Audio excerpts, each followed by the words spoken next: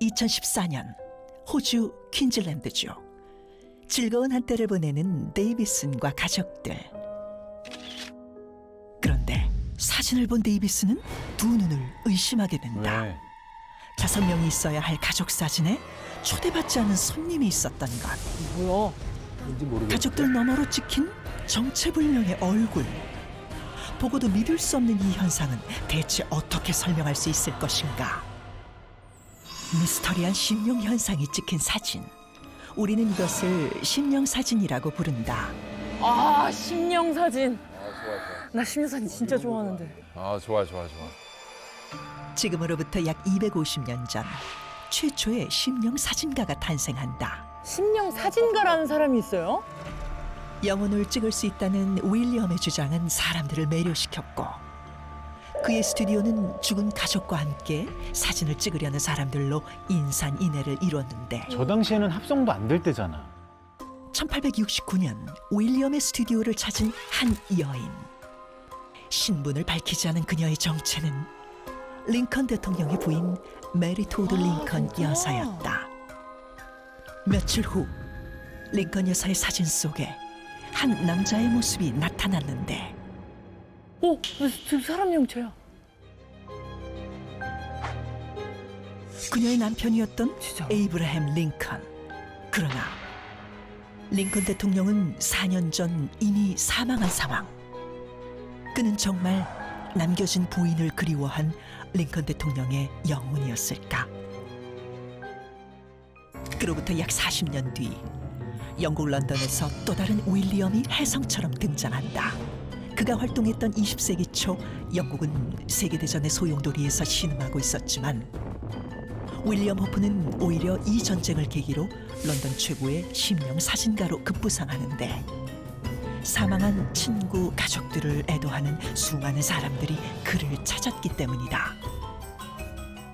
그리고 전쟁의 포화 속에서 사랑하던 아들을 잃은 또 한 명의 고객이 있었으니 바로 셜록 홈즈 시리즈의 작가 아서 코난 도일.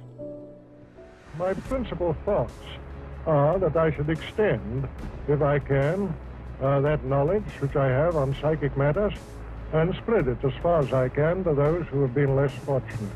그는 아들의 죽음을 계기로 심령사진과 심령학에 심취하게 되는데, 냉철하고 이성적인 추리의 대명사 셜록을 탄생시킨 세계적 소설가 아서 코난 도일.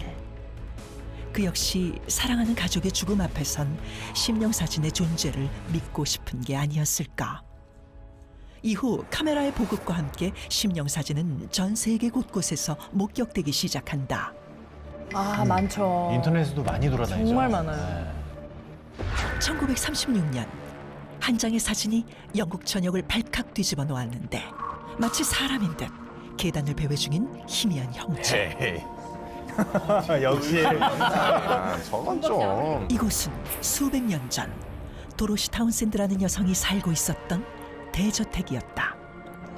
어느 날 도로시의 불륜 현장을 목격한 남편은 화가 난 나머지 그녀를 방에 가둬버렸고, 그녀는 감금된 채 생을 마감하게 되는데, 이런 사연이 있었구나. 끔찍해라. 저택을 떠돌던 희미한 정체는 쓸쓸히 세상을 떠난 도로시의 홀령으로 추정되고 있다. 모든 심령 사진은 꼭 사연이 있어요. 사연이 있어요. 서사가 있어. 그럴수록 더 그게 정확해 보여. 이곳은 호주 퀸즐랜드의 한 공동묘지.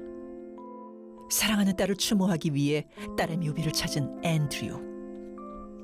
앤드류는 그곳에서 찍은 사진을 보다 소스라치게 놀라고 마는데, 딸의 무덤 앞에서 처음 보는 아이가 카메라를 응시하고 있었던 것. 나 지금 소름 끼쳤어. 그 애기를 찍어놓은 사진 같은데? 당시 근처에 아이는커녕 그 누구도 발견하지 못했다는 앤드류. 그렇다면 사진 속 아이는 과연 누구일까? 한편 미국 애리조나에 위치한 부트힐 공동묘지. 이곳은 총싸움으로 죽거나 교수형을 당한 사람들이 매장당한 곳으로 유명한 곳이다. 친구와 함께 이곳을 방문한 테리 아이크 클란트는 며칠 뒤 자신이 찍은 친구의 사진을 보고 깜짝 놀라고 마는데, 분명 턱 텅 비어있던 친구의 뒤편으로 뒤, 뚜렷이 뭐, 나타난 뭐. 한 남자의 모자 얼굴. 쓴 사람. 게다가 오래된 공동묘지와는 어울리지 않는 중절모와 양복 차림까지. 사진 속 남성의 정체는 아직까지도 미스터리로 남아있다. 이거는 좀 섬뜩한데요. 이번에는 무덤만큼 심령이 자주 나타난다고 알려진 영국 리버풀 뉴샴 파크 병원. 이곳은 수십 년 전 많은 고아들이 잔혹한 학대로 목숨을 잃었던 보육원이었는데 이후 병원이 들어섰다 이전하면서 해건물이 되었고 현재는 영국 전역에서 수많은 사람들이 찾아오는 심령 스폿이 되었다. 2016년 가을 관광객들과 투어를 진행한 가이드는 단체 사진을 확인하던 중 충격에 빠지고 마는데 분명 가이드 포함 관광객은 모두 29명. 하지만 사진에는 30명이 찍혀 있었던 것. 과연 이들과 함께 목격된 정체불명의 소녀는 누구였을까? 그저 공포영화에 많이 나오잖아요. 때론 우리에게 아주 익숙한 공간에서도 심령 현상은 존재한다. 싱가포르에 달리는 지하철 창문에서 포착된 의문의 아이. 에이, 저거 반사 같은데? 일본의 고속철도에서도 즐거워 보이는 여학생 뒤편으로 희미한 얼굴이 나타나는데 그러나 창문 쪽 좌석에는 아무도 없었다는 사실. 에이, 저건 반사지 딱 봐도. 사건 사고 현장에서도 심령 현상은 존재했다. 버스 전복 사고가 일어난 현장. 마치 어둠 속에서 사고 현장을 지켜보는 듯한 의문의 형체는 과연 무엇이었을까? 보고도 믿을 수 없는 기이한 현상. 예상치 못한 곳에서 나타나는 정체 모를 존재들. 사진 속 의문의 형체들은 과연 빛과 그림자가 만들어낸 허상일까? 아니면 카메라가 포착한 심령의 모습일까? 여러분들 체감 온도가 뚝 떨어져 버릴 것입니다. 자, 이번 주제는 바로 심령 사진입니다.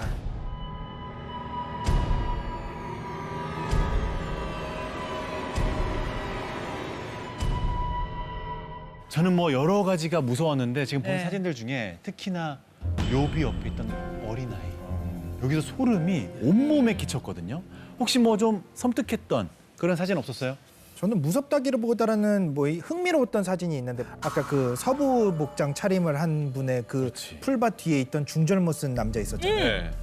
그분은 복장도 완전히 다르고 모자가 너무 형체가 뚜렷하게 보이고 그런 거 보니까 거기 그 사진이 조금 섬뜩하더라고요. 아니 저는 개인적으로 심령 사진 이런 거 보는 거를 네. 좋아한다고 하면 너무 좀 변태스러워 보일 수 있겠지만 저는 그런 걸 되게 좀 맹신하는 스타일이라 믿어요? 그래서 저는 저기 나왔던 사진이 좀 다 섬뜩하고 너무 무서웠거든요. 근데 옆에서 우리 교수님이 볼 때마다 그런가요?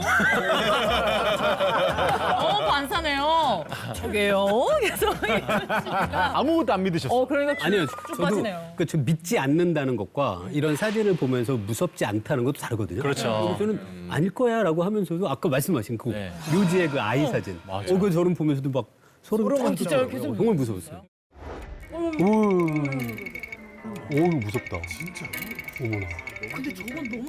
그러니까 저도 안 믿으면서 그냥 무섭긴 한데 총각 씨는 아까 또 의심 많이 하셨어요? 저도 사실 안 믿죠. 안 믿고 다 뭔가 이유가 있겠지. 뭐 반사가 됐거나 주작이거나 아니면 그냥 뭐 어떤 장난이거나 누가 장난친 걸 수도 있고 그런 거 아닐까라는 생각을 하면서 근데 난 처음에 그건 좀 약간 의심 가더라고요. 어떤 거요? 그 심령 사진가가 있다라는 거. 그 윌리엄이라는 그 사람. 예. 그러게. 그러니까 뭔가 약간 상업적으로 이용한 듯한 좀 느낌이 드는 것 같아서 저는 딱 봤을 때는 심령 사진가라고? 그러니까 딱 저렇게 심령 사진가로 딱 명명을 한 거 자체는 조금 저는 의심스러워요. 저도 같은 생각인 게 심령 사진이 어쩌다가 나오기 정말 힘든 거잖아요. 근데 그분한테 가면 심령 사진이 나타난다는 거잖아. 왜일까요? 아니, 근데 또 심령계에 소문이 난 거예요. 사진 잘 찍는다. 우리가 찍히는 유일한 출구다. 우리 신명이. 신령들이 저분이 우리 찍으면 우리 인생 사진 나와. 아끼는 거예요. 단카방에 이렇게 알림에 떠 있다고. 윌리엄한테. 근데 요즘 시대면은 무조건 저런 사진이 있으면 야 이거 합성이다. 맞아요. 그게 될 텐데 저 시대가 또 오래된 시대여가지고 정말 이런 생각이 들기도 하고 네. 혹시 직접 한번 사진 찍혀 보신 적이나 심령 사진을 찍어 보신 적 있으세요? 개인적으로 굉장히 독특한 경험을 한 적이 있는데 저희 돌아가신 어머님이 굉장히 독실한 천주교 신자하셨어요. 네. 근데 어머님 돌아가시고 며칠 뒤에 이제 형제 자매들이 같이 모여 앉아 있는데 그 앉아 있는 곳에 그 햇빛이 비쳐서 벽에 그 어떤 문양이 떠오르는데 그게 누가 봐도 확실히 볼 수밖에 없는 십자가 모양인 거예요. 근데 저희 어머님은 정말 독실한 신자였고요. 그걸 보면서 이제 좀 신기하다는 생각을 한 적은 있어요. 근데 그런 경험이 있으시면 저는 심령 사진에 대해서 더 믿으실 것 같기도 한데 아무래도 과학적인 그런 사고방식을 하게 되니까 이게 뭐 커튼의 어떤 햇빛의 그 어떤 적절한 그런 카튼의 모양 그런 걸 만들어졌을 거라는 걸 사실 저는 확신은 하거든요. 그런데 그럼에도 불구하고 어머님이 이제 돌아가신 다음에 그 믿으셨던 그 곳에 가셨기를 바라는 어떤 아들의 마음 그런 것으로 본 거죠. 그럼 그렇습니다만 만약에 어머님께서 뭐 독실한 불교 신자였다 뭐 이러면 뭐 그냥 별거 아닌 장면으로 맞습니다. 예. 그냥 넘어갔을 거 아니에요. 다른 걸 또 보겠죠. 그래서 신명 사진은 영화 같은 데서도 되게 자주 쓰이잖아요. 많이 나오죠. 그래서 저는 알 포인트가 기억이 나는데 너무 재밌게 봤죠. 그 작전 지역에 처음 도착해서 사진 찍을 때는 이제 사진 찍는 사람 포함해서 9명이었는데 다시 찍을 때 10명이 찍히죠. 오, 여기 무섭다.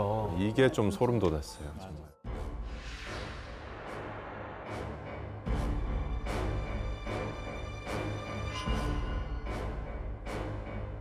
근데 저희가 가장 최근에 이슈가 된 심령 사진이 있다고 하는데 가장 최근이요. 네, 방송 최초로 저희 오. 다빈치의 노트에서 공개가 되는 사진이라고 합니다.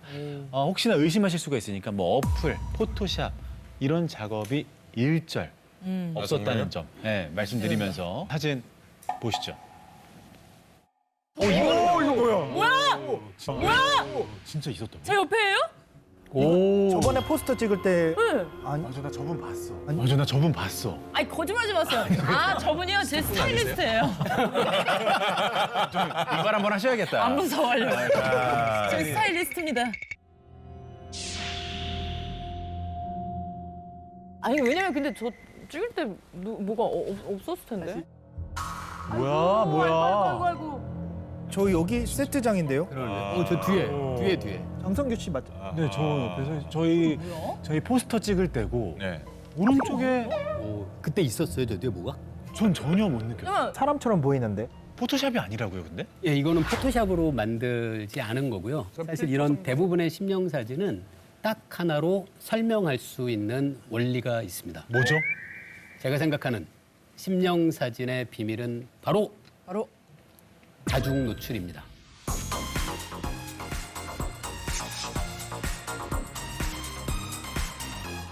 다중 노출.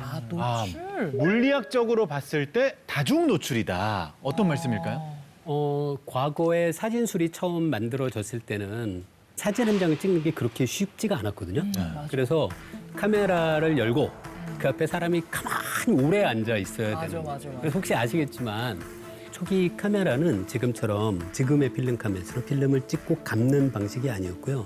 그 사진 필름을 어떤 이 사각형 모양의 이 격자 안에 넣고 그 다음에 이걸 열어서 사진을 찍고 그 다음에 또 닫고 하는 방식이었거든요. 그럼 사진을 찍은 분이 잊어버리고 그거를 필름을 찍었다는 걸 잊고 치우지 않고 그냥 둔 상황이라면 그 다음에 똑같은 필름에 한 번 더 이미지가 담기겠죠. 그렇게 생각하면은 우연히 처음에는 만들어졌을 텐데 이분이 찍은 분이 자기가 실수했다는 걸 모르면 의도치 않게. 그러면 뭔가 신기한 심령 사진이 찍혔다고 생각할 수 있을 것 같아요. 쉽게 설명하면은 그 엑스레이 같은 사진 있잖아요. 왜 엑스레이 찍으러 가시면 이만한 필름 같은 거 와서 꽂아두고 가시고 맞아요. 다시 다음 분한테 꽂아두고 가시는데 네네네. 이제 이게 안 빼신 거죠 실수로. 그래서 다음 분 또 제 허리를 찍었는데 다음 분의 허리를 찍으면 허리가 막 2개인 것처럼 보이고 이렇게 되는 거죠. 맞아. 이런 식으로. 그럼 좀 다중 노출에 대해서 좀 더 이해하기 쉽게 좀 네. 설명을 부탁드려도 될까요? 그럼 지금부터 네. 다중 노출 그 원리를 설명해 드리겠습니다. 약 2주 전 첫 녹화가 진행 중인 스튜디오. 그래, 저 사진의 비밀이 너무 궁금했어요. 다른 쪽에선 사진 촬영이 한창인데 그런데 이때 카메라에 포착된 의문의 인물. 도대체 무슨 일이 벌어지고 있는 걸까? 누구야? 조용히 제작진과 얘기를 나누고 있는 남성. 아이디어가 여기로 이분의 정체는 바로 27년 경력에 빛나는 사진 전문가. 교수님이셨어. 어이구야. 심지어 교수님. 특별히 또 와주셨네. 알고 보니 녹화 내내 출연자들을 찍었던 것인데 이 사진들은 대체 어떻게 심령 사진으로 탄생한 걸까?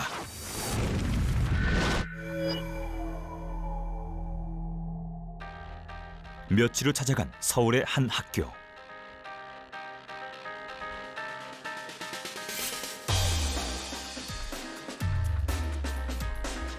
또 다른 촬영 준비가 한창인 듯한 현장.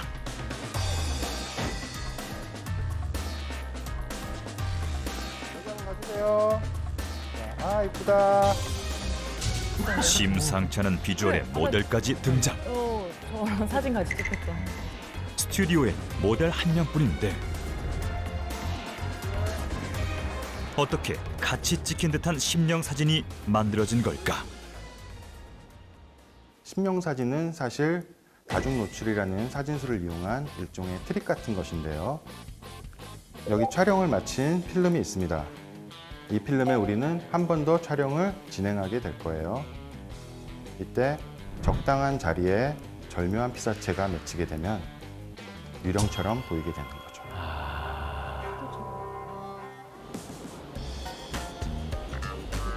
과연 다중 노출로 정말 심령 사진을 만들어낼 수 있을까?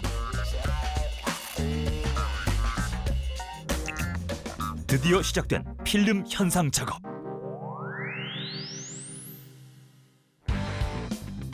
먼저 필름이 들어있는 긴 통을 교반기에 고정하고 필름에 상을 맺히게 해줄 현상 용액을 부어주는데 필름을 꺼내보니 정말 뭔가 보이기 시작한다. 이제 건조기에 넣고 말려주면 현상 작업 완료.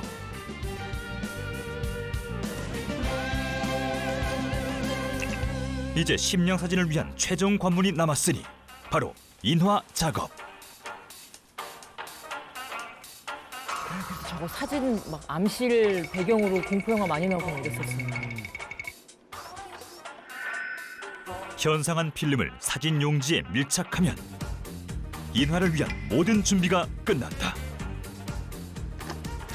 드디어 인화지를 현상에게 담그는데 과연 따로 찍었던 2개의 장면이 한 장의 사진으로 나타날 수 있을지.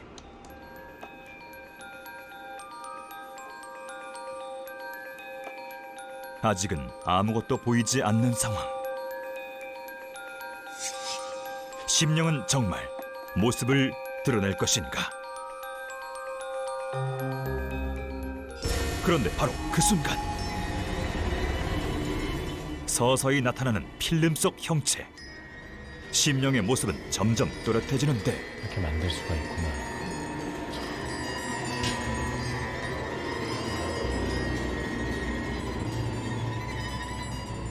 포토샵이 아닌 순수한 사진 기법으로만 탄생한 심령 사진. 심령 사진에 숨겨진 과학적 비밀은 혹시 다중 노출 현상이 아니었을까?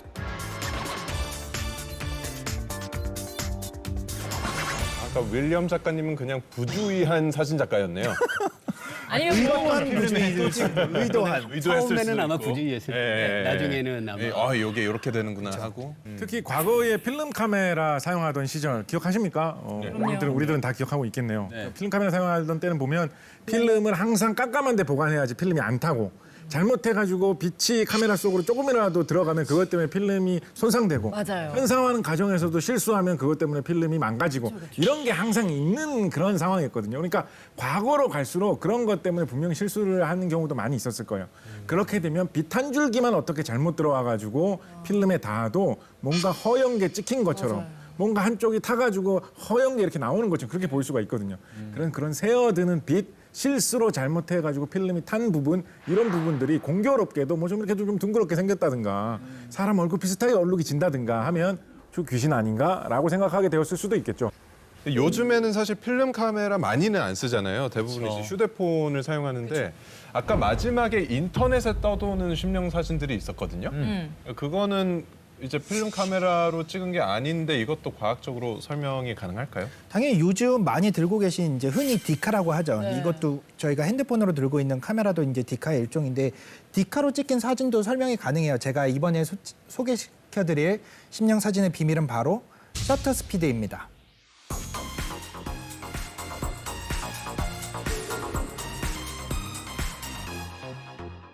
셔터의 스피드. 네, 셔터의 스피드입니다. 우리가 사진을 찍을 때 셔터를 누르면은 그 셔터 막이 이렇게 닫혔다 열렸다 하는데 그게 얼마나 빨리 닫히고 열리냐에 따라서 사진이 어떤 식으로 나타나는지가 결정이 될 수가 있는데요. 그 닫히고 열리는 속도를 이제 셔터 스피드라고 하거든요. 그게 찰칵할 때잖아요. 그렇죠. 찰칵하는 거죠. 그 닫혔다 열리는 동안 만약에 사람이 움직이게 되면은 그 움직이는 모습이 다 들어오겠죠. 약간 잔상 남듯이 이렇게. 그렇죠. 잔상 남듯이 남는 거죠. 필름 카메라보다 다양한 기능을 보유한 디지털 카메라. 그렇다면 디지털 카메라로도 심령 사진을 찍을 수 있을까? 첫 번째 비밀은 바로 셔터 스피드에 있었다.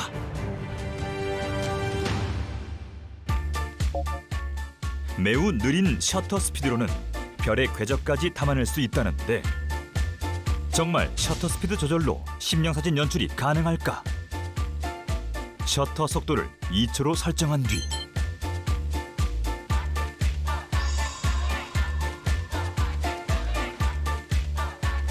카메라 앞을 걸어가면 마치 유체 이탈을 한 듯하다.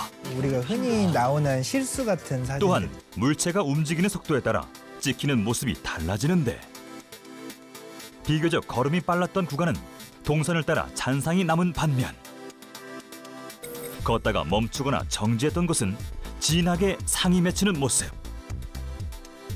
심령 사진의 또 다른 이유는 혹시 셔터 스피드로 인한 우연이 아니었을까?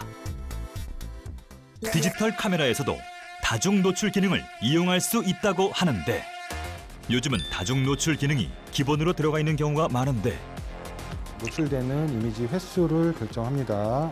2부터 9번의 다중 노출이 가능한데 우리는 이중 노출로 설정해서 촬영을 진행할 겁니다. 다중 노출은 어떻게 촬영할까? 3명의 모델이 서 있는 상태에서 첫 장을 찍은 뒤 재빨리 퇴장하는 귀신. 과연 결과는 어떨지? 시간 차이를 두고 찍은 두 장면이 한 장의 사진이 되어 나타났는데 이렇게 고화질의 심령 사진이 탄생되었다. 그런 식으로 밝기가 좀 달라지는 거예요. 아까 우리 묘비 옆에 있던 우리 어린 아이 같이 좀 투명하게.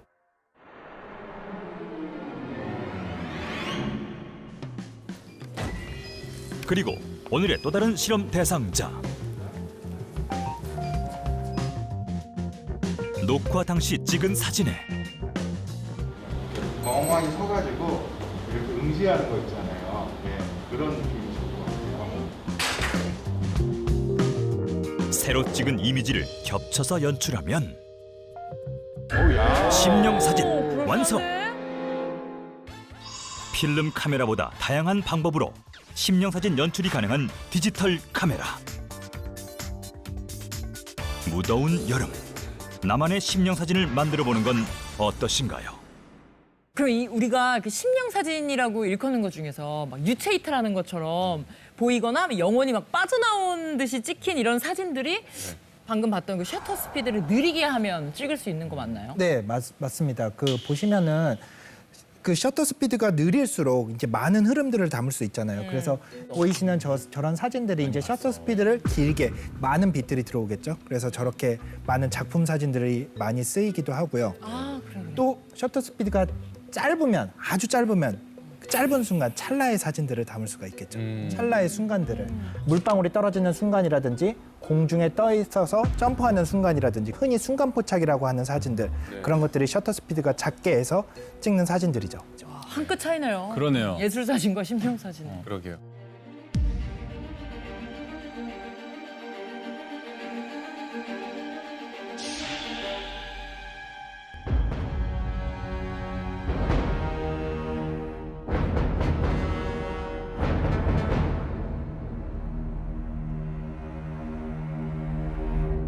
분께서는 어떤 기술적인 측면에서 심령 사진을 찍을 수가 있다라는 말씀을 주셨는데 작가님은 혹시 다른 의견 있으실까요? 제가 또 작가 아니겠습니까? 소설을 쓰는 작가. 예. 사람의 심리, 사람의 마음, 사람의 뇌를 파고드는 방식으로 뇌를 심령 사진의 비밀 해설해 드리도록 하겠습니다. 좋습니다. 제가 생각하는 심령 사진의 비밀은 바로 파레이돌리아입니다. 예? 좀 어려운데요? 뭔가요?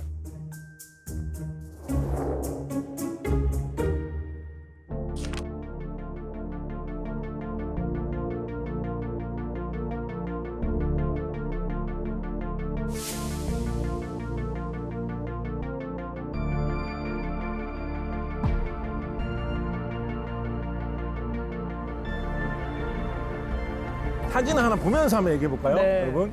자, 여기 이 사진 9.11 테러 당시의 충격 사진인데요.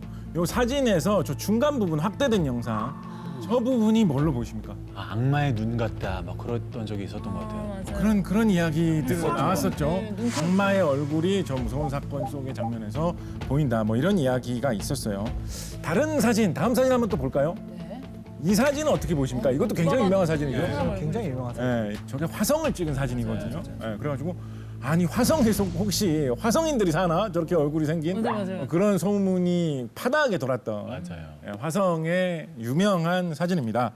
그런데 이런 사진들은 사실은 생각을 해보면 그냥 연기를 찍은 모양, 화성에 있는 그냥 돌 모양입니다.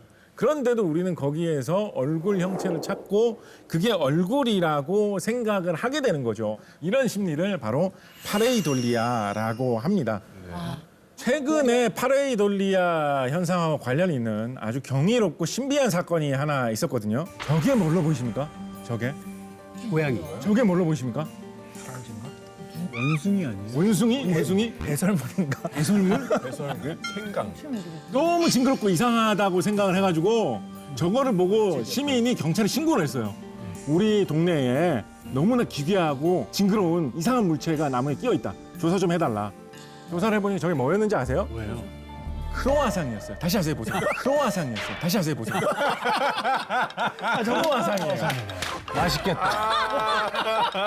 내가 좋아하는 건데.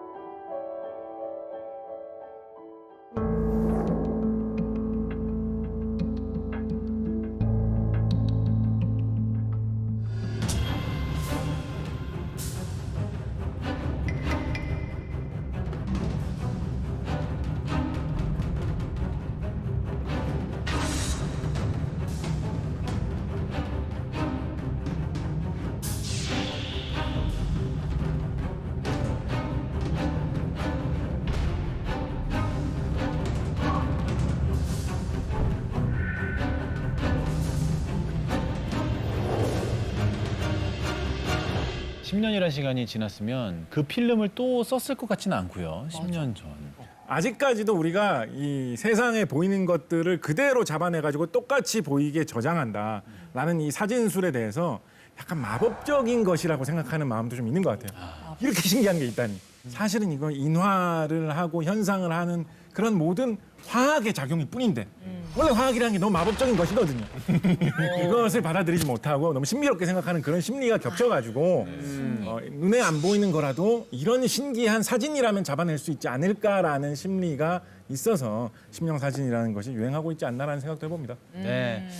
설령 그래도 저 가족들한테는 비밀로 믿고 하는 게 싶다. 낫겠어. 이 방송 안 보셨으면 좋겠네요. 맞아요. 새 과학자분들의 개인적인 생각들 들어봤습니다. 정말 사진에 단순 포착된 유령의 모습이었을까요? 아니면 단순히 카메라의 기술이나 사람의 심리적인 요인이 만들어낸 허상이었을 뿐일까요? 판단은 당신의 몫입니다.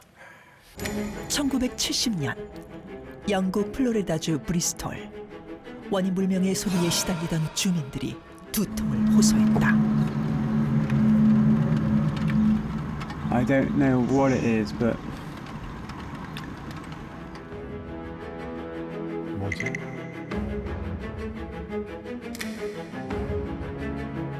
(1992년) 미국 뉴멕시코주 타우스에서는 주민의 약 2%만이 들을 수 있는 음울한 소리가 울려 퍼지고 이거 약간 이명 같은 거 아닌가?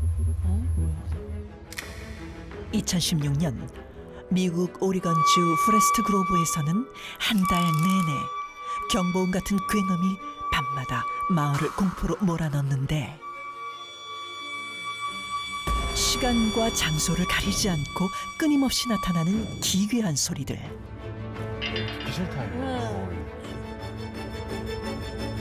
It's unbelievable. Ear pressure, head pressure, and like I'll run inside the building of where I've got to go.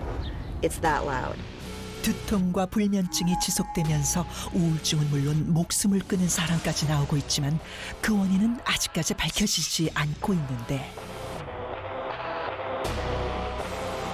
전 세계 곳곳에서 들려오는 정체불명의 굉음. 그런데 이제는 그 굉음이 한 국가를 향한 공격 수단이 되어 국제 분쟁으로까지 이어지는데 바로 미국과 쿠바의 소리 전쟁이었다. 소리 전쟁? 2016년 쿠바의 수도 아바나. 주 쿠바 미국 대사관에 정체불명의 괴소리가 울려 퍼진다. 미국 대사관 직원들은 두통과 메스꺼움 그리고 어지러움과 이명을 호소하다. 결국 청력을 상실하고 뇌 손상까지 입고 마는데 사람들은 이것을 음파 공격이라 불렀다. 음파 공격에 분노한 미국은 쿠바의 전면 부인에도 불구하고 미국에 있는 쿠바 외교관을 추방, 쿠바에 있는 대사관 직원들을 철수한다.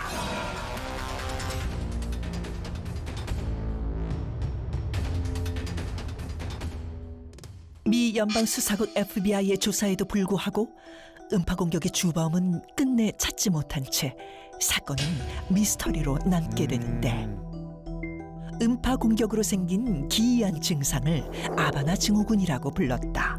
아바나 증후군. 그리고 2018년 사라졌던 소리는 다른 곳에서 다시 들려온다.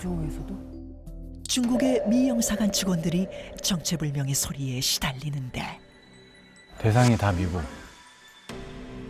남중국해와 무역 갈등 속에 양국의 미묘한 긴장 상태는 계속되고 중국 음파 공격의 진실은 아직까지 밝혀지지 않고 있다. 그리고 2021년 7월 오스트리아 비인의 미국 대사관 직원 20여 명이 음파 공격에 의한 뇌 손상을 호소하는데 또 미국 대사관? 다 미국 대사관? 대상이 다 똑같아요. 미국은 CIA 특별 조직까지 결성하며 추적에 나섰지만 아직 해결되진 않았고 결국 미국인을 향한 음파 공격은 미스터리로 남았다. 그럼 그 미국 대사관들이 있는 건물만 그렇게 공격을 했다는 건가?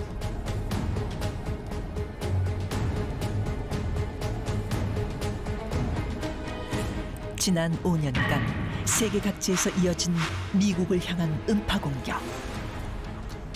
과연 누가 음파를 이용해 미국을 공격한 것일까?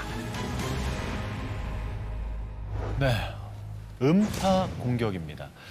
좀 보면서도 굉장히 생소했고 이 음파 공격이란 단어 자체가 좀 어색하기도 한데 맞아요. 어떤 겁니까? 사실 공격이라고 하면은 꼭 사람한테만 공격이라는 말을 쓴다기보다는 우리 흔히 쉽게 말하면은 공항에서 가장 위험 요소가 되는 요소 중에 하나가 뭔지 아세요? 가장 위험 요소가 되는 건 새떼예요, 새떼. 새떼? 네, 새떼가 비행기 엔진 속에 빨려 들어가거나 그렇게 되면은 엔진에 문제가 생기고 폭발이 생기고 그렇게 되다 보니까 그때 사용하는 게 지금 우리가 봤었던 음파 공격하고 비슷한 장비를 이용을 해서 소리를 이용해서 새떼를 공항에서 벗어나.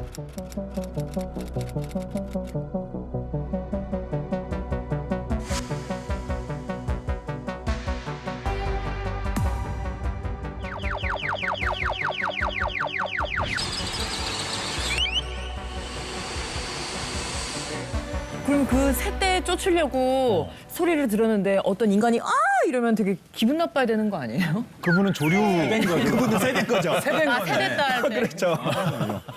그것도 처음 한 사실인데요. 사실 음파 소리를 공격 전쟁에 이용한 사례는 과거로부터 좀 많이 있었습니다. 한국 전쟁 당시에 중공군은 공격을 하러 나설 때 항상 꽹과리를 세게 치고 나팔을 막 이상하게 부는 걸로 되게 악명 높았어요. 그리고 뭐 2차 대전 당시에 미군들은 오히려 이제 역으로 소리만 내는 부대를 만든 거예요.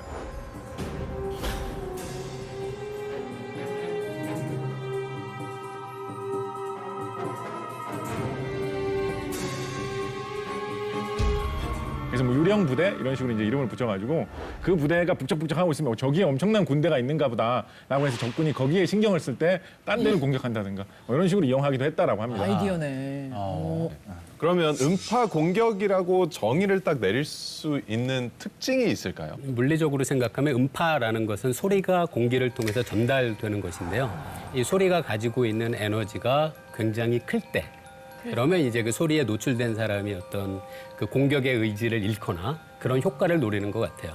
그때 뭐 적을 공격하거나 하는 의지를 갖기는 좀 어렵겠죠. 사실 이 음파 공격 같은 거는 직접적인 무기가 있어요. 미국에는 엘라드라고 그래가지고 이제 엄청나게 큰 소리를 내면서 이제 시위대라든지 폭동이라든지 이런 사람들 아니면은 전쟁에서 사용이 된다든지 이런 무기들을 사용하는 경우가 있는데 그 화재 경보기 소리의 몇 배가 되는 소리예요. 요즘에 재난 경보음 같은 거, 그쵸? 문자 오는 거. 네. 그런 그거보다 더 이제 듣기 싫은 하이피치로 이제 크게 나오는데 그럼 그냥 스위치 누르면 진짜 그냥 소리만 빵 나가는 네. 거예요? 그리고 경찰들은 이제 헤드폰을 쓰죠. 보호하려고. 근데 저는 미국이 들은 소리는 정말 미스터리인 것 같은 게 아까 화면에서 나. 왜냐면 각 나라마다 미국 대사관들만 그건 맞아요.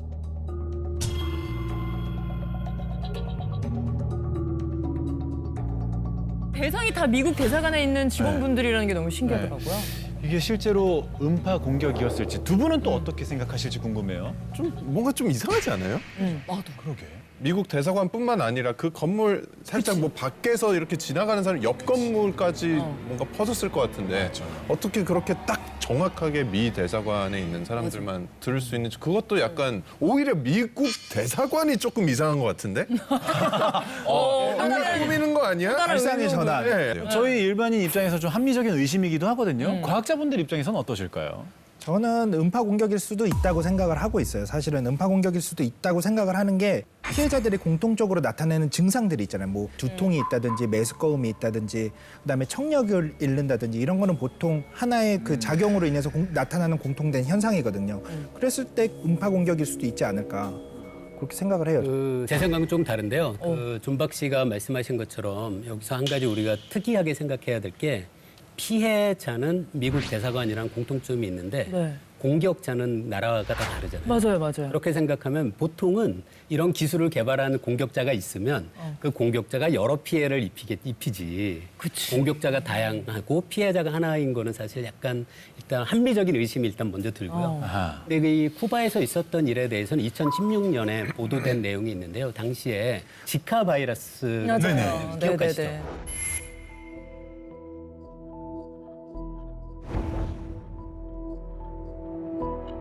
그래서 쿠바에서 이 지카 바이러스가 모기에 의해서 전염되나 봐요.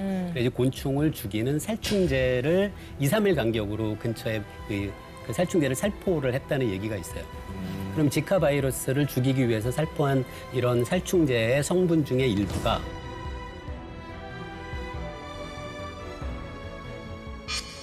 사람의 신경 전달의 과정에도 영향을 미칠 수가 있는 거죠. 그런데 그런 경우에 사람이 느끼게 되는 증세가 그 여럿이 있는데 그 중에 하나가 이명이라는 것이 있습니다. 그래서 제가 갖고 있는 어떤 생각으로는 살충제에 의한 부작용일 가능성이 있다라고 생각하면 저는 음파 공격은 아니다라는 게 제 입장입니다. 자, 지금 음파 공격에 대한 의견이 우리 물리학자분들은 1대1로 갈리는 상황입니다. 자, 그럼 화학으로 한번 가볼까요?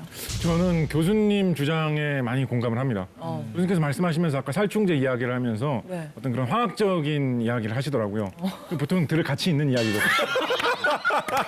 가만히 들어봤는데 공사랑. 그럴 듯했어요.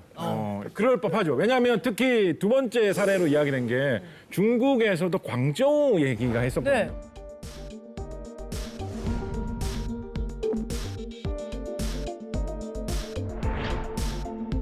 광저우도 날씨가 덥고 벌레 같은 거를 단속하기 위해서 여러 가지 그런 소독약이나 살충제를 사용한 필요가 있는 지역으로 꼽히는 곳이거든요. 예를 들어서 뭐 북극에 있는 무슨 뭐 연구소에서 뭐가 일어났다라고 하면 살충제 생각 별로 안 하겠죠.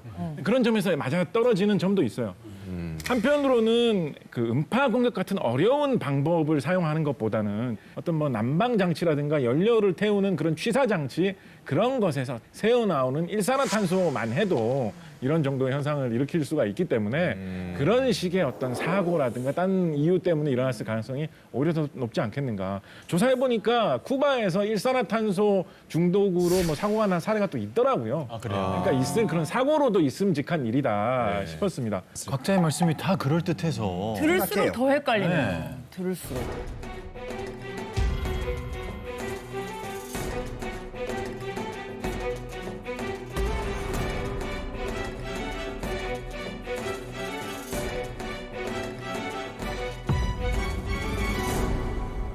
같은 시간 같은 공간에 있는데 그렇게 누구는 소리를 들어서 아프고 누구는 맞아. 멀쩡하고 그럴 수가 있나요? 그래, 뭐 새때도 아니고 사람마다? 같은 사람인데. 그러니까 선택적으로 들을 수가 없는 것 같은데. 보시면은 사람이 들을 수 있는 영역대가 딱 어느 정도가 있어요. 그래서 이거를 가청 영역대라고 그러는데 그거보다 낮거나 혹은 높거나 하면은 그 주파수는 다 들리지는 않아요. 그래서 항상 이어폰을 끼고 또 도시 소음에 노출이 되고 이러면 이제 청력이 떨어지게 마련이거든요. 그래서 태어난 지 얼마 안 된 신생아들은 소리를 아주 낮은 영역까지 들을 수가 있어요. 그래서 자다가 아기들 항상 조금만 조심조심해도 그렇죠. 잘 되게 깨지 잘 않아요. 들어요. 그게 아이들이 청력이 예민한 거예요. 더 잘 들을 수 있는 거죠. 그러네. 그리고 우리가 들을 수 없는 이제 초저주파, 그러니까 더 낮은 영역대라든지 또 더 높은 영역대에도 이제 우리가 뇌파라든지 뇌혈류, 그다음에 이런 것들에 영향을 미치다 보니까 호흡곤란이라든지 두통이라든지 이런 증상들이 나타날 수는 있죠. 일단 뭐 나이대별로 또 사람들에 따라서 들을 수 있는 주파수가 다르다. 다 다르죠. 라는 말씀이신데 이쯤에서 저희가 테스트를 하나 준비했습니다. 나는 얼마나 들을 수 있는지. 다빈치 노트 청력 나이 테스트. 사람마다 들을 수 있는 주파수가 다르다고 하는데 연령별로 들을 수 있는 소리를 플레이. 들리는 사람은 손을 들어주면 된다. 실제 나이를 일단 한번 확인해 볼게요. 네. 일단 저는 39살이고. 저는 37입니다. 34이요. 그리고 이제 세 분이 저는 만으로 54입니다. 만으로. 뭐 붙이세요. 50이 넘어가면 다 만으로 아이고, 다 같이 늙어가는 처지. 자, 저희가 테스트에 앞서서 네. 좀 양심껏 임해주시길 부탁을 드릴게요. 안 네. 들리는데 나 들린다라고 하시지 말아주시기를. 네. 다 믿으니까요, 저희. 네, 그럼요. 첫 번째 소리 들려드리겠습니다.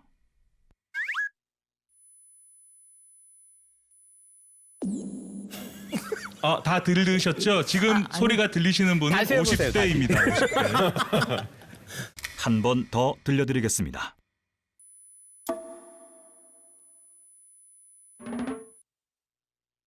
그러니까 이게 안 들리면 50대인 거예요? 50대가 들어야 될 소리입니다. 50대 50대가 아니시죠? 저희 50대가 들어야 될 소리인 거예요. 그렇죠. 두 번째 소리 들려드리겠습니다.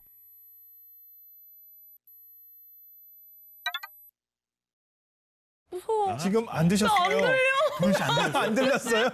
진짜? 지금 몰래카메라 아니에요? 안 들렸어요? 안 들렸어요? 어떻게 랑종보다 더 무섭다.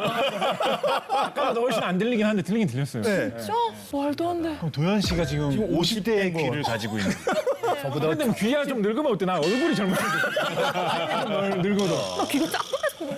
세 번째 소리 들려드리겠습니다.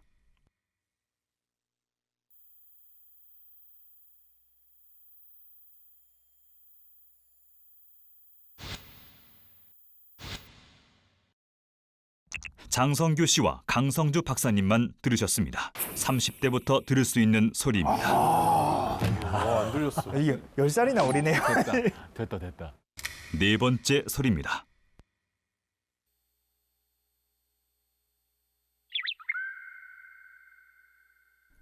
(10대부터) 들을 수 있는 소리입니다. 전혀 안 들린다. 진짜 안 들려. 근데 전 이거 테스트할 때 저는 아무것도 한 번도 들은 적이 없네요. 아니요, 교수님, 저도 하나밖에 못 들었어요. 도대체 뭘 들린 거지? 우리 교수님께서는 60대 청력. 60대 이상입니다, 사실. 솔직히 얘기하면. 그렇죠. 저는 아무것도 못 들었으니까. 아, 너무 이실직고 해주시네. 라고 쳐요. 네, 60대로 하겠습니다. 우리 도현 씨가 의외예요. 전 가장 어린 귀를 가지셨을 줄 알았는데 50대. 네. 안타깝네요. 그리고 존박 우리 재식 작가님께서 40대, 성주 박사님과 제가 뭐 30대 귀를 가졌습니다. 근데 저는 뭐 그런 생각도 해봐요. 아까 새 이야기 해주셨는데 사실 동물들 같은 경우에 사람하고 들을 수 있는 주파수가 달라서 예를 들어서 뭐 고래 같은 그런 동물들은 굉장히 낮은 소리도 잘 듣고 막 박쥐 같은 이런 동물들은 굉장히 높은 소리를 사람이 들을 수 없는 소리를 들을 수 있다 이런 식으로 이야기를 하거든요. 네. 그래서 아마도 이렇게 낮은 소리를 오히려 잘 들으시는 뭐 교수님이나 도현 씨 같은 분께서 약간 고래와 같은 그런 청력이라면 높은 소리를 잘 들으시는 뭐 이런 분들께서 약간 박쥐야 같은 진짜 아니, 박쥐 소리 많이 듣습니다. 강성주 박사님하고 장성규 씨. 네.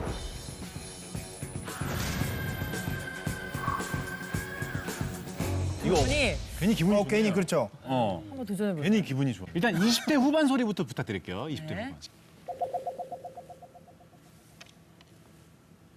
후반. 박쥐. 플레이하지 않았습니다. 플레이하지 않았습니다.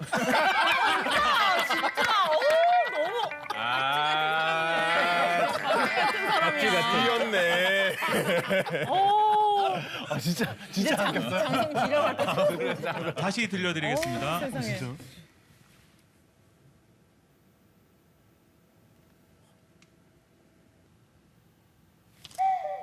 진짜? 정말 들으셨으면 20대 소리 들으셨어요. 방금 들었어요. 박쥐기. 처음에 켜셨을 때는 못 들었는데 방금은 딱 시작하는 소리부터 들렸어요. 진짜로? 하는 연속된 소리가 나나요? 났어요. 소리 들었다. 순식간에 딱 들렸어요. 야, 기분 좋으시겠네요. 기분 좋네요. 네. 우리가 나이가 들면은 이 귀 안에 있는 헤어셀이라는 세포가 담당하고 있는 진동수가 다른데 그중에 높은 진동수를 담당하는 헤어셀부터 망가져요. 나이가 들면서 고음부터 못 듣게 되는데 네. 헤어셀이 망가지는 또 다른 방법이 말씀하신 것처럼 큰 소리의 음악을 반복적으로 듣는 분들도 있어요. 그렇구나. 아무래도 막 우리 20, 30대 뭐 클럽이라든지 그런 시끄러운 음악 많이 나오는 곳에 가면 귀가 또 잘 안 들릴 수도 있겠네요. 그 이어폰 많이 끼시는 네. 교수님께서 뭐 또래보다는 클럽에 좀 자주 가셨을 수도 있겠죠. 아니, 그건 아닌 것 같고요. 재밌게 사셨던 거 아니에요? 제가 듣기로 지난주에도 가셨다고.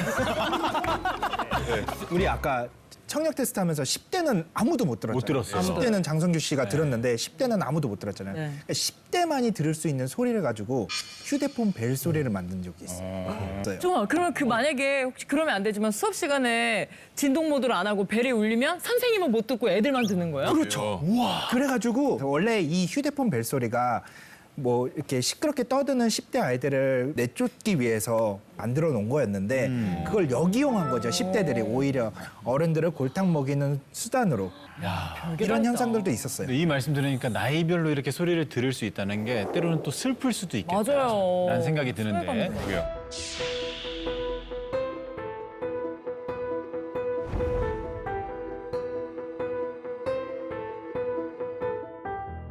사람마다 들을 수 있는 이렇게 주파수가 조금씩 다른데 그걸 가지고 이제 우스갯소리로 뭐 이런 이야기도 합니다.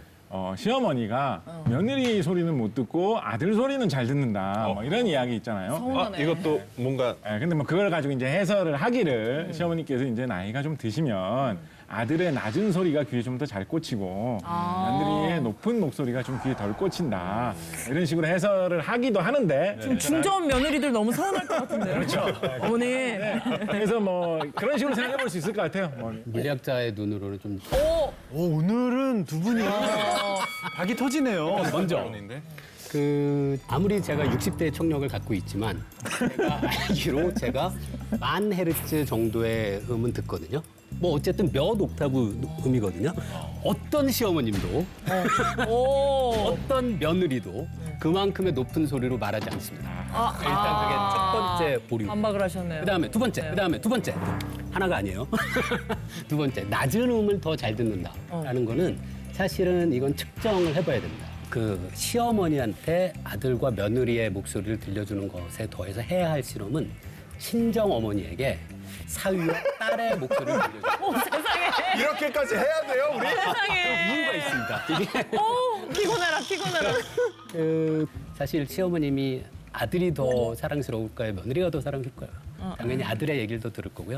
그래서 이걸 저라면 입장을 바꿔서 그러니까 친정 어머니 앞에서 사위와 딸이 같이 얘기하게 하고 그때 어떤 소리를 더 잘 인식하는지를 실험을 꼭 해야 되는 거예요. 시청자 여러분 집집마다 한 번씩 해보시기 바랍니다. 억울해 마세요. 자, 저희가 오늘 소리에 대해서 더 놀라운 사실을 확인할 수 있는 실험이 기다리고 있다고 합니다. 자, 다 같이 실험실로 한번 이동해 볼까요? 예. 네.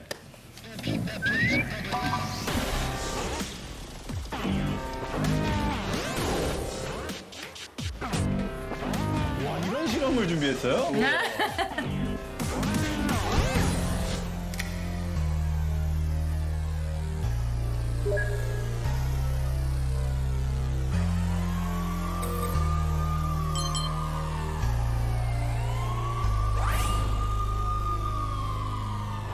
와우. 아, 야, 이거 스케일이 점점 커지네요. 실험 시간이 제일 재밌어요. 약간 녹음실 부스처럼 해놨는데. 그러네, 저 계란판 보니까. 그거네요. 왠지 여기 허참 선생님 계셔야 될 것 같은데. 가족 오락관. 약간 히든싱어도 생각난다. 네, 그러게. 노래 한 명씩 하면서 나오는 오늘 걸로. 가수는 누구죠? 나중에 커튼 쳐주고요. 신박하네요. 이거 어떤 미션일 것 같아요, 대충? 그러게요. 일단은 청력에 관한 거니까 그건가 보다. 방음을 해놓으신 것 같긴 한데. 미국 대사관 분들만 그 소리를 듣고 이렇게 증상들이 있었으니까 그거 우리가 해보는 이 방들 중에 특정 방만 음파 공격. 이 소리가 공격이 되는지 오, 그럴싸한데? 그럴싸한데요? 그거일 수 있어요. 근데 그게 어떤 건지 카메라가 달려 있는 걸로 봐서는 뭔가 우리의 반응을 어떻게 좀 웃기게 이렇게 찍으려고 이렇게 설치한 것 같아요. 이게 제작진의 마음에서 보셨네요. 좀 그랬던 것 같아요. 아니 뭐 어떤 실험인 거예요, PD님 이게?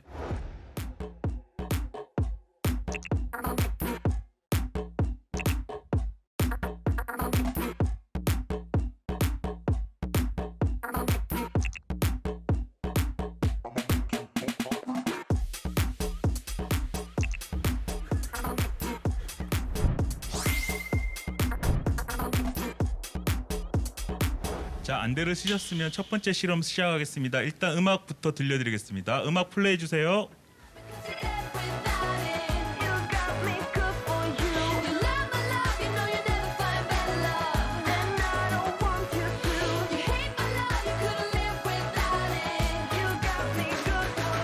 음악 내려주세요. 자, 미션 갑니다. 1번 미션 드리겠습니다.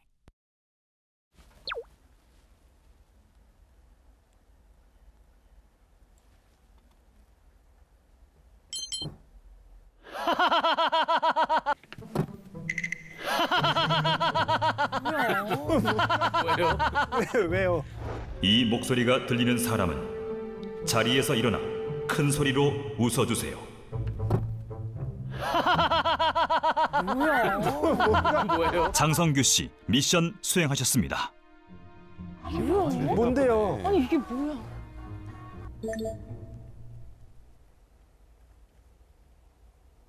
2번 미션 드리겠습니다.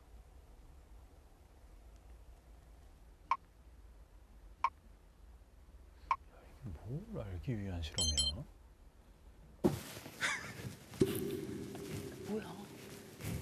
존 박 씨, 미션 수행하셨습니다. 이 목소리가 들리는 사람은 코끼리 코 2바퀴를 돌아주세요. 알기 위한 실험이야?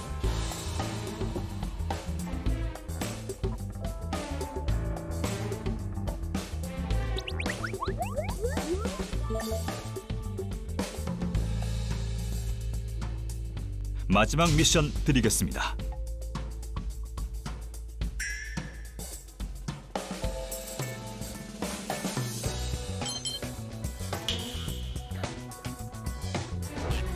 이 목소리가 들리는 사람은 자리에서 일어나 애창곡을 불러주세요.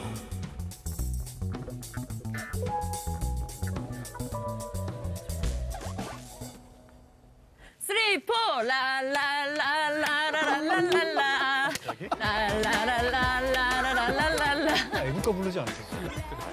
서로가 함께 영원히 행복하도록 나 그대 우리 모두. 됐습니다. 이제 안대를 벗고 스피커의 위치를 한번 봐주세요.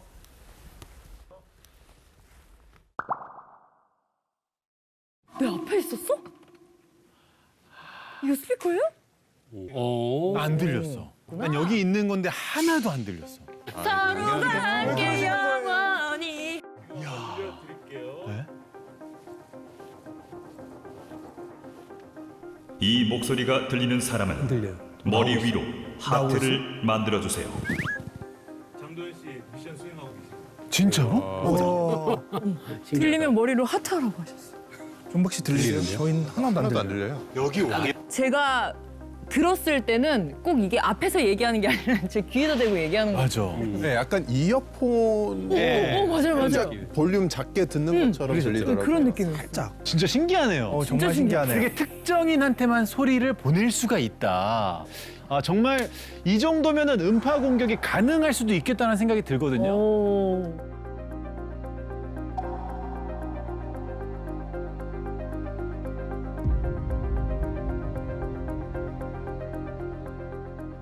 아, 직접 실험을 해보니까 네네. 좀 신기했어요. 맞아요. 이거 어떻게 그런 일이 일어나는 거예요? 물리학으로는 그렇게 어렵지 않게 설명할 수 있는데요. 바로 초지향 스피커입니다. 우리가 듣는 소리 중에 굉장히 낮은 진동수의 음은 직진하지 못하고요. 그래서 낮은 음의 소리는 어디서 들리는지를 사실 우리가 알아차기가 어렵거든요.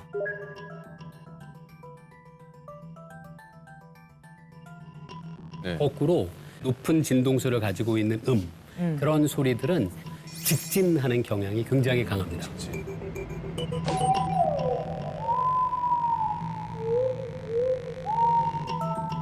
20Hz 정도의 음이 우리가 귀로 들을 수 있는 가장 낮은 음이거든요. 20Hz 정도면 네, 어떤 정도인 거예요? 20Hz면은 제가 목소리로 낼 수 없을 정도로 낮은 아, 진짜 아주 낮은 음인데요. 아주 음의 진동수가 높으면 아까 보셨잖아요. 제가 못 듣잖아요. 근데 사람의 목소리는 저도 듣잖아요. 네. 그 아이디어가 아주 높은 진동수의 음을 동시에 들려주는 거예요. 두 소리가 같이 있으면 그게 서로 결합을 해서 다른 형태로 우리가 인식할 수 있거든요. 그래서 초지향 스피커에서 발생하는 소리 자체는 아주 높은 음이라서 우리가 듣지 못하지만 그 아주 높은 진동수를 갖고 있는 초음파 2개의 파동을 이용을 해서 소리를 직진하게 만들고요. 거기서 이제 그 소리를 실어서 보낼 수 있게 되는 거죠. 물리학적인 방법을 이용을 해서 그 소리를 저음을 우리가 작은 스피커로 들 때는 기술적으로 만들어냅니다. 장도연 씨 표정을 계속 봤는데 도대체 무슨 소리지? 표정을 계속 하고 있는데 제가 조금 더 쉽게 설명을 해드릴게요. 존박 씨 무대에 많이 서시잖아요. 무대에 많이 서시면 스포트라이트 지금 많이 받으시잖아요. 이거 그렇죠. 핀 조명. 네, 핀 조명 같은 거 받으시고 그렇게 하는데 쉽게 비유하자면 스포츠 사운드 같은 거죠. 아, 이해 쏙 된다. 스포트 사운드가 그러네. 스포츠 사운드네. 스포츠 사운드 같은 거죠. 저런 스피커가 생각보다 많이 쓰이고 어디예요? 있어요. 지금도 많이 쓰이고 있는데 영화관에 같은 데 보면은 이제 움직이는 광고 같은 데 보면은 딱 그 앞에만 가야 그 영화 광고라든지 그 설명을 들을 수 있죠. 맞아. 박물관이나 맞아요. 미술관. 아니면 미술관 같은 데 가서 퍼센트 대신에 그 작품 앞에 딱 서면 그 작품 설명해 주는 거 있어. 맞아. 그거구나. 버튼을 누르면은 그런 거죠. 이거는 이제 좋은 예네요. 공격적으로 쓰는 게 아니라 이롭게. 그럼 아까 저희가 했던 실험에서 이 초지향 스피커를 사용했다는 건 거죠? 그렇죠.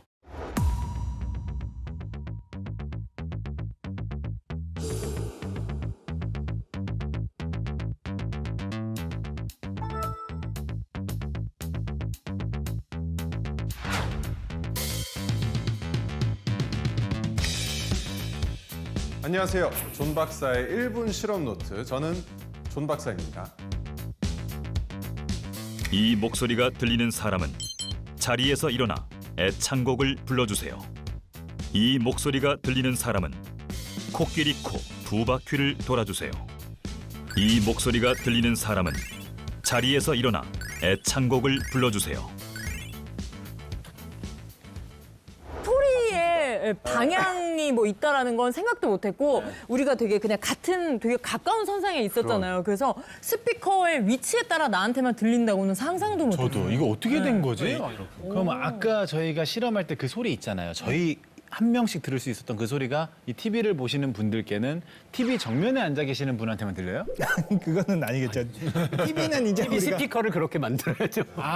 TV 스피커. TV 스피커를 만들어야죠. 정말 바보 같은 생각이었네요. 굉장히 두 분께서 길게 설명을 했는데 근데 모든 걸 왜곡시켜버렸네요. 그런 생각이 들었습니다. 저는 사실 작가다 보니까 약간 어떤 생각했냐면 이거를 좀 나쁜 사람들이 이용을 해가지고 누구한테 딴 사람 옆 사람은 안 들리는데 한 사람만 딱 조준해가지고 넌 지금 악마가 씌었다라든가 뭐 이런 식으로 막 계속 말해주면 진짜 그렇게 믿을 수도 있을 것 같아요. 최면에 걸리는 거죠. 그럴 수 있겠다. 하루 종일 따라다니면서 그럼 미치는 거지. 회사에 진짜 마음에 안 드는 사람 있잖아요. 그 사람 한 명한테만 계속 쏘는 거지. 회사 생활을 어떻게 하셨는지. 일침을 다 하셨네요. 일침을 다 하셨어요. 진짜 아니면 해롭게 할 수도 있고 이롭게 하자면 그 사람한테는 계속 좋은 얘기. 사랑해. 너 잘생겼어. 고백할 때. 가능하고요. 고백할 때. 공연 때 쓰면 되게 재밌을 것 같아요. 공연 때. 특별히 이 자리에 있는 한 사람한테만. 뭐 예를 한 사람을 들면 위한 이렇게 노래. 이벤트로. 노래를 하다가 이제 미리 녹음해 둔 것을 이 열에 있는 사람들만 들을 수 있어요. 와, 재밌겠다. 오. 다른 사람들이 또 환불 받으려고 그러지 않을까요? 공연. 거기만 비싼 거죠. 기껏 노래 들어봤더니 열만 비싼 거야. 분단만 듣고 있고. 아 그런 건가? 제일 이게 많았다니까. 특정 사람을 노려서 공격이 가능한 거네요. 그러네. 그러면은 무기로 사용할 수 있는 거잖아요. 그러니까 우리도 모르는 사이에 막 여기저기서 공격당하고 뭐 이럴 수 있는 거 아닌가? So debilitating that it feels like your head is being split open. An amazing pressure. Well, you know the problem we've had in Cuba, and we'll be coming out with something, but there was a big problem in Cuba, so... 초음파로 물론 직진을 시켜서 공격을 딱 한 사람을 조준해서 공격할 수 있는 건 맞는데요. 그런데 거기에 충분한 에너지를 실을 수 있느냐가 또 우리가 생각해 봐야 되죠. 에너지를 실어야. 많이 들어. 물리학자로서는 고개를 약간 갸웃하게 됩니다. 그 이유가 이런 초음파는 어떤 장벽이 있으면 통과를 잘 못하거든요. 그렇게 생각하면 고개를 저는 약간 갸웃하는 입장입니다. 지금. 원칙적으로는 가능합니다. 저도 같은 입장이기는 해요. 같은 입장이기는 한데 미국에서 계속 의심을 하는 이유는 이게 실질적으로 그 나라에서 이 공격이 가능을 하다고 생각하기 때문에 역으로 그 장비를 찾아내는 것이 아닐까. 분명히 재밌는 가능하기 해석이네요. 때문에 도둑이 재발절이다. 그렇죠. 도둑이 해본 사람이 아는 거죠. 우리가 이미 해봐서 검증이 된 거죠. 우리가 공격을 해봤더니 그러니까 이게 제일 그럴싸한데요? 그죠?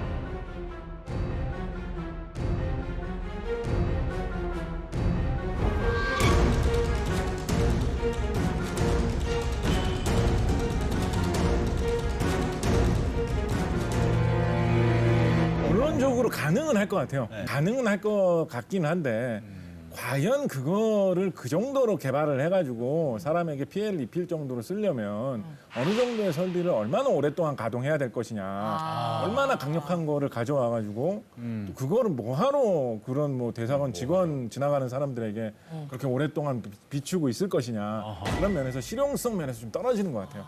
품이 많이 든다. 뭐 아무래도 네 그런 것 같아요. 어느 정도의 신빙성이 있는지를 생각해야 되는 거죠. 아하. 가능하다, 아니다라고 그렇게 딱 나눠서 얘기하기는 어렵지만 정도의 차이가 또. 거기서는 아마 아닐 것 같다는 게 제 생각입니다. 네. 특히 저는 왜라는 부분도 궁금해요. 그렇죠. 그게 가장 좀 이상한 것 같아요. 그러니까 가능하더라도 왜 그렇죠. 두통과 어지러움 그 정도로?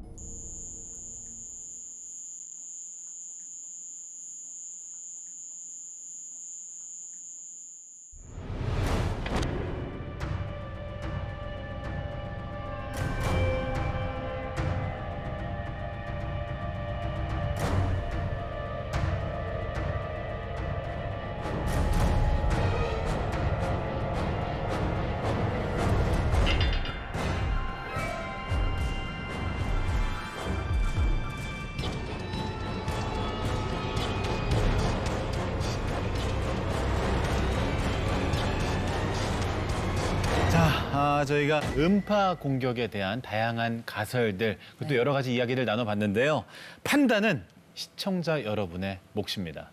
다빈치 노트, 음파 공격. 당신의 생각은 어떠십니까?